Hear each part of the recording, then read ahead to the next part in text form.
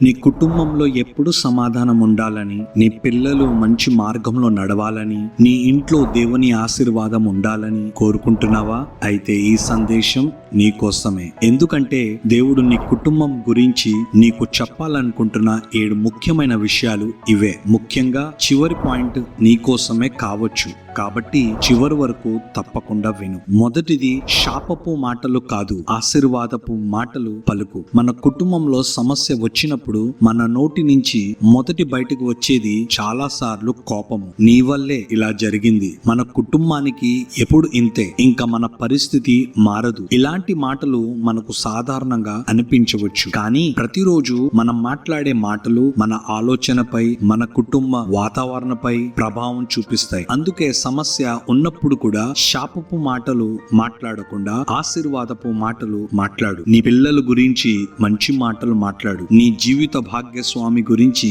మంచి మాటలు మాట్లాడు. నీ కుటుంబ భవిష్యత్తు గురించి విశ్వాసంతో మాట్లాడు. దేవుడు నా కుటుంబాన్ని నడిపిస్తాడు, దేవుడు నాకు జ్ఞానం ఇస్తాడు, నా ఇంట్లో సమాధానం ఉంటుంది అని విశ్వాసంతో చెప్పు. నీ ఇంట్లో సమస్యలు కనిపించినప్పుడు సమస్య గురించి మాత్రమే మాట్లాడు, సమస్య కంటే గొప్పవాడైన దేవుని గురించి మాట్లాడు. రెండోది, లేని వాటిని చూసి నిరాశపడు, ఉన్న వాటిలో దేవుని ఆశీర్వాదాన్ని చూడు. మనకు ఒక అలవాటు ఉంటుంది, మన దగ్గరున్న 10 విషయాలు మర్చిపోయి లేని ఒక విషయం గురించి బాధపడతాం. ఇంకా ఇల్లు లేదు, ఇంకా డబ్బు లేదు, ఇంకా మంచి ఉద్యోగం రాలేదు, నా కుటుంబం ఇలా ఎందుకు లేదు అని ఆలోచిస్తూ దేవుడు ఇప్పటికి ఇచ్చిన ఆశీర్వాదము కూడా మర్చిపోతాం. ఒకసారి ఆలోచించు, నీకు ప్రాణం ఇచ్చాడు, నీకు కుటుంబాన్ని ఇచ్చాడు, ఈ రోజు వరకు నిన్ను నడిపించాడు, నువ్వు పడిపోయినప్పుడు లేపాడు, నువ్వు ఊహించలేని పరిస్థితుల్లో నుంచి బయటకు తీసుకుని వచ్చాడు. అందుకే లేని దాని కోసము దేవునిపై కోపపడే ముందు ఉన్నదానికి దేవునికి కృతజ్ఞత చెల్లించడం నేర్చుకో. ఈ సందేశం ద్వారా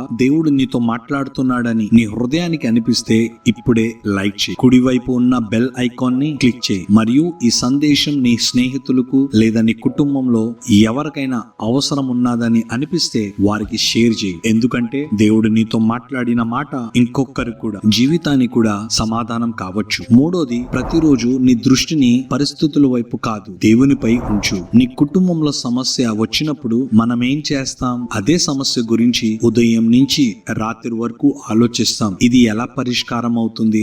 డబ్బు ఎక్కడ నుంచి వస్తుంది? నా పిల్లల భవిష్యత్తు ఏంటి? నా కుటుంబం పరిస్థితి ఏంటి అని ఆలోచిస్తూ భయపడతాం. కానీ సమస్య ఎక్కువగా చూస్తే సమస్య ఇంకా పెద్దదిగా కనిపిస్తుంది. అందుకే నీ దృష్టిని పరిస్థితుల నుంచి దేవుని వైపు తిప్పు. నీ పరిస్థితి నీకు ఎంత అసాధ్యంగా కనిపించినా దేవునికి అది సాధ్యమే. ప్రతిరోజు కొంత సమయం ప్రార్థనలో గడుపు. నీ సమస్య గురించి మాత్రమే మాట్లాడకుండా దేవునితో నీ సంబంధాన్ని బలపరుచుకో. పరిస్థితులు మారుతాయి, కానీ దేవుడు మారడు. నాలుగోది, ఏ పని చేయడానికి ముందు దేవుని సలహా అడుగు. కుటుంబానికి సంబంధించిన నిర్ణయాలు చాలా ముఖ్యమైనది. ఉద్యోగం మారాలా, వ్యాపారం ప్రారంభించాలా, ఎవరితో సంబంధాన్ని పెట్టుకోవాలి, డబ్బు ఎక్కడ పెట్టాలి, పిల్లల విషయంలో ఏ నిర్ణయం తీసుకోవాలి, ఇలాంటి విషయాలు మనకు నచ్చినట్టు వెంటనే నిర్ణయం తీసుకోకుండా ముందుగా దేవుణ్ణి అడుగు. ప్రభువా, నేను ఏం చేయాలి, నాకు చెప్పు, నా నిర్ణయం నడిపించు అని ప్రార్థించు. ఎందుకంటే మనకు ఈ రోజు మాత్రమే కనిపిస్తుంది, కానీ దేవునికి రేపు కూడా తెలుసు. నీకు సరి అయినదిగా కనిపించిన దారి భవిష్యత్తులో సమస్యకు దారి తీసుకోకుండా ఉండవచ్చు. అందుకే నీ నిర్ణయంలో దేవుని జ్ఞానం కోరుకో. ఐదోది, అద్భుతాల కోసం మాత్రమే అడగకు, దేవుని జ్ఞానం కోసం కూడా అడుగు. మనకు సమస్య వచ్చినప్పుడు మన ప్రార్థన ఇలా ఉంటుంది: దేవా, ఈ సమస్య తొలగించు, దేవా, నాకు డబ్బు ఇవ్వు, దేవా, వెంటనే అద్భుతం చేయి అని అడుగుతాం. అది తప్పు కాదు, దేవుడు అద్భుతాలు చేయగలడు. కానీ ప్రతి సమస్యకు మనము అద్భుతం కోసం మాత్రమే ఎదురు చూడకూడదు. కొన్నిసార్లు దేవుడు సమస్యకు వెంటనే తొలగించకుండా ఆ సమస్యను ఎదుర్కొనే జ్ఞానం ఇస్తాడు. అందుకే ఇలా కూడా ప్రార్థించు: ప్రభువా, నా సమస్యను తొలగించడమే కాదు, ఈ పరిస్థితుల్లో నేను ఏం చేయాలో నాకు జ్ఞానం ఇవ్వు. అద్భుతం ఒక సమస్యని పరిష్కరించవచ్చు, కానీ దేవుని జ్ఞానం నీ నిర్ణయాలను మార్చుతుంది. ఆరోది, ముందుగా దేవుని రాజ్యాన్ని వెతుకు. మన జీవితంలో మనకు చాలా కోరికలు ఉంటాయి. మంచి ఇల్లు కావాలి, మంచి ఉద్యోగం కావాలి, డబ్బు కావాలి, పిల్లలు బాగా చదవాలి, కుటుంబం సంతోషంగా ఉండాలి. ఇవన్నీ కోరుకోవడము